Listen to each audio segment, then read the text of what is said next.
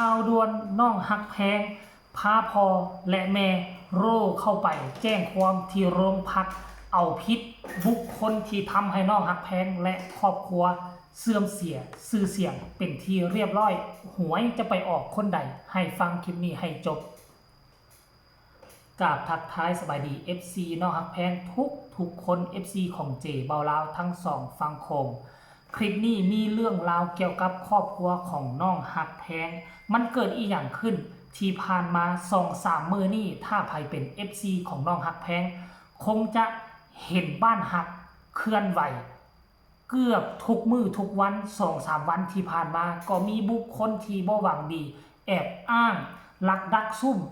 ปลอมแปลงเข้ามาเป็นFC อยู่ในกลุ่มบ้านฮักแล้วคอยสอดส่องตามช่อง YouTube ต่างๆไปเขียนต่อว่าต่อขานลักษณะที่เฮ็ดให้น้องฮักแพงเสียหายนี่จะเป็นสาเหตุที่เฮ็ดให้ครอบครัวของน้องฮักแพงต้องจ้างทนายและโร่เข้าไปแจ้งความอยู่ที่สถานีตำรวจหรือบคลิปนี้ก็บ่มีอย่างหลายเนาะเมื่อ19 นาทีที่ผ่านมาน้องฮักแพงออกมาเคลื่อนไหวพร้อมถ่ายรูปเอาลงอยู่ในเพจส่วนตัวของเพิ่นเนาะรูปดังกล่าวก็มีทนายความมีทั้งเจ้าหน้าที่ตำรวจแล้วก็รูปถ่ายดังกล่าวอยู่ที่สน.แห่งใดแห่งหนึ่งท่านผู้ชมแล้วน้องฮักแพงก็ออกมาเขียนโพสต์ร่ายยาวพร้อมกันกับให้ข้อมูลคำหู้ทางด้านกฎหมายอันนี้คือเป็นการแจ้งความครั้งแรกของน้องฮักแพงที่มีต่อบุคคลอันตรายที่สร้างความเสียหายให้แก่ครอบครัวและกระตัวน้องฮักแพงนั่นเองเดี๋ยวเจเว้าแล้วจะไปอ่านรายละเอียดของน้องฮักแพงออกมาโพสต์ในครั้งนี้ก็แล้วกันขอบคุณท่านทนายและท่านรองสารวัตรในวันนี้นะคะที่ได้ให้คำปรึกษาและว่าความในคดีเพื่อให้ความเป็นธรรมแก่หนูในคดีอาญา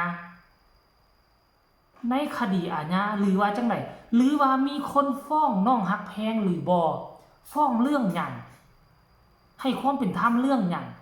เฮาก็สามารถคิดได้หรือว่ามีคนฟ้องว่าน้องฮักแพงเป็นนี่ในคดีอาญา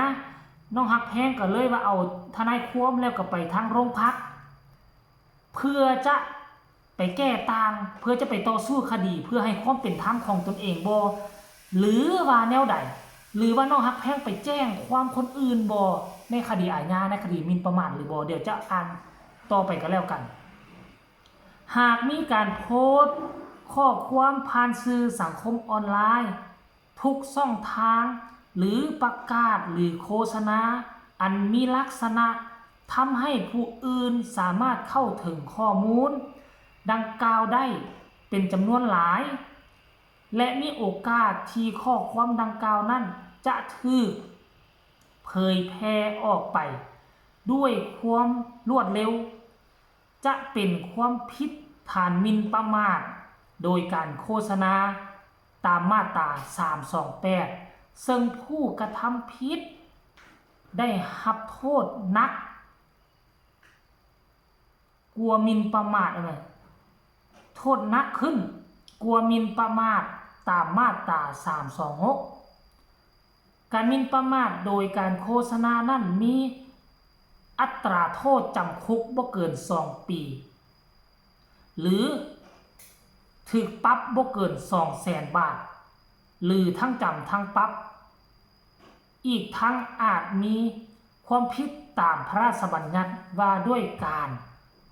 กระทำความผิดเกี่ยวกับคอมพิวเตอร์แฮชแท็กฮักแพงแฮชแท็กสาวน้อยลำเพลินโชว์แฮชแท็กสาวน้อยเพชรบ้านแพงแล้วก็ลงรูปนี้ท่านผู้ชมเนาะ เนี่ยนี่รูปนี้มีพ่อแม่ท่านทนายแล้วก็ทางรองสารวัตรแล้วก็มีน้องฮักแพงนั่งข้างหั่นอันนี้นี่ฮักแพงน่าจะเป็นการเข้าไปแจ้งความเอาผิดบุคคลที่เขาเอิ้นว่านำข้อมูลอันเป็นเท็จไปลงตามสื่อโซเชียลเพื่อเป็นการโจมตีและเฮ็ดให้น้องฮักแพงเกิดความเสียหายหรือบ่อันนี้ตามที่อ่านคร่าวๆนะ อันนี้เป็นครั้งแรกในที่สุดน้องฮักแพงก็ตัดสินใจได้ค่อยเคยเว้าแล้วว่าการที่เฮานิ่งการที่เฮาเงียบมันบ่แม่นคำตอบที่ถูกต้องยามใดเขาเฮ็ดเฮาก็เงียบยามใดเขาเฮ็ดเฮาก็มิดบ่มีการตอบโต้พอฮักไม่ฮักบางคนอย่าไปตอบโต้เขานะลูกมันจะกลายเป็นเรื่องใหญ่อย่าลืมโจรคันมันเข้ามาลักเครื่องอยู่ในเฮือนเฮาครั้งแรกแล้วเฮาบ่ฮู้มันก็จะเข้าครั้งที่2ครั้งที่2เฮาฮู้เฮาบ่เฮ็ดหยังมันจะเข้าครั้งที่3เข้าครั้งที่4เข้าครั้งที่